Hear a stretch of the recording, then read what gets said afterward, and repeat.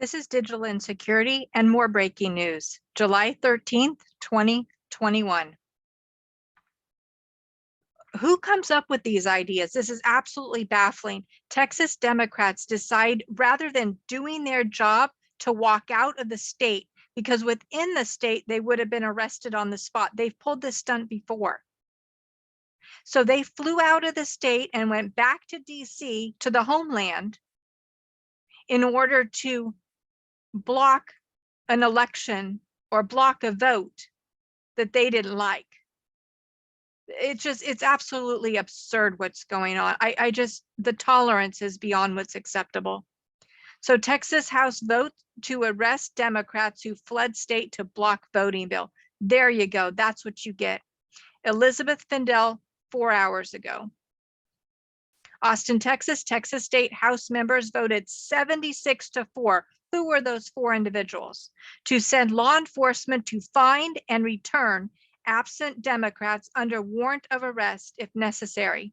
A day after dozens of Democratic House members fled the state in an effort to just not have a conversation happen. The body cannot approve the legislation without a 2/3 quorum of its 150 members. Tuesday's state House vote came as the state Senate was preparing to consider its own version of the elections bill. Some senators were also absent Tuesday, but the body had enough members to conduct business. Both chambers of the Republican-controlled Texas legislature, in a special legislative session that began last week, filed similar versions of the bill, which would broadly tighten voting rules across the state. This is just absolutely inexcusable that this happens, and good for Texas. This isn't a state that I would have walked out on, that's for sure. So what else do we have here? This is Mr. T's fury over a leaked story of him staying in the bunker. Again, absolutely inexcusable what has gone on. Do you know that up until the point of his first year in office, so running for and into that first year, there had been, I had heard over 3 dozen direct threats on his life. And here the threat became so real that he and his wife and his child had to go to a secure, undisclosed location for their safety, and somebody leaked it. Just absolutely inexcusable. And another story I wanted to pull up today. This is a special report. This came out last week. China's gene giant harvests data from millions of women. So this is on NASDAQ.com. Contributors Kirsty Needham and Claire Baldwin. Chinese gene companies selling prenatal tests around the world develop them in collaboration with the country's military and is using them to collect genetic data from millions of women for sweeping research on the traits of populations. A Reuters review of scientific papers and company statements found. Remember, all Chinese companies that are allowed the privilege of having a company are succumbed to at the least and run by at the worst the actual Chinese government, which we know to be the CCP. And in this case, they had a brilliant idea to help people with prenatal tests get a DNA swab. And then they're using that data to collect genetic data for groups of people around the country. Now, after what we went through with cooties, you can see the weaponization. US government advisors warned in March that a vast bank of genomic data that the company BGI Group is amassing and analyzing with artificial intelligence could give China a path to economic and military advantage. As science pinpoints new links between genes and human traits, access to the biggest and most diverse set of human genomes is a strategic edge. The technology could propel China into dominant global pharmaceuticals and also potentially lead to genetically enhanced soldiers or engineered pathogens to, well, that's never happened, to target the US population or food supply. Reuters has found that BGI's prenatal test, one of the most popular in the world, is a source of genetic data for the company, which has worked with the Chinese military to improve population quality and on genetic research to combat hearing loss and altitude sickness in soldiers. There you go.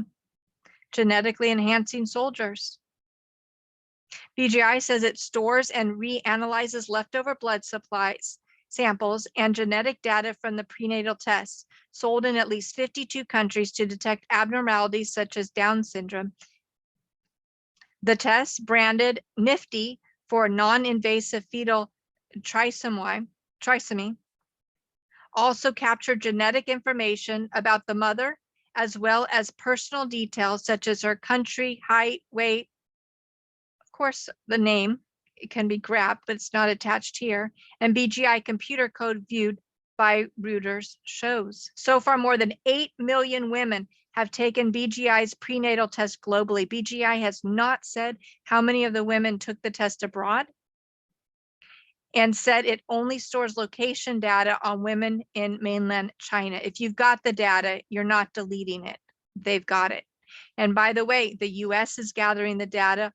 Most countries on the planet, if they have the ability to grab the data of genetics right now, they're grabbing it, they're analyzing it, and it might not be in your best interest. What is the one way that this is getting circulated in our world? Ever done a genetic test? Oh, that's the same thing.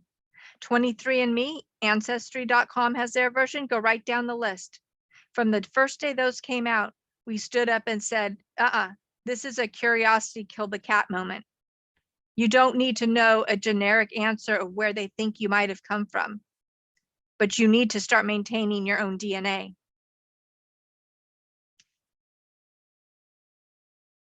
One BGI study, for instance, used a military supercomputer to reanalyze the NIFTY data and map the prevalence of viruses in Chinese women, look for indicators of mental illness in them, and single out specific minority groups to find links between their genes and their characteristics. This is how they can fine-tune cooties. The scale of BGI's accumulation of prenatal data and its collection with the military and prenatal and neonatal research have not been previously reported. The company has published at least a dozen joint studies on the test with the People's Liberation Army, PLA, since 2010, trailing and improving the test or analyzing the data they provided, Reuters review found. So it continues here if you want to read more. But the bottom line is, in this day and age, curiosity doesn't cut it. If you don't need it, don't do it. Watch your DNA, watch your personal information, and protect what you can. I wanted to jump to this before we close out. What can we do with these shifts that we're facing? Did you know that most counties have a civil grand jury? Go ahead and contact your county offices and ask what the process is to come on the civil grand jury. Now, this is not like a jury trial. This is a group of individuals within a community that reviews and researches and guides the board of directors and a number of different departments within the company. The applications are usually actually quite simple, and you can send them in. I know that it depends on the year when they bring them in, and usually you serve for a 2-year term. So I highly encourage you to take the opportunity to ask about being on the civil grand jury in your location. Definitely, if you've had a challenge with your board of supervisors, I think I said board of directors before, with your county board of supervisors, recall them and run yourself. And if you're having problems with your school district, get on the school board, start running.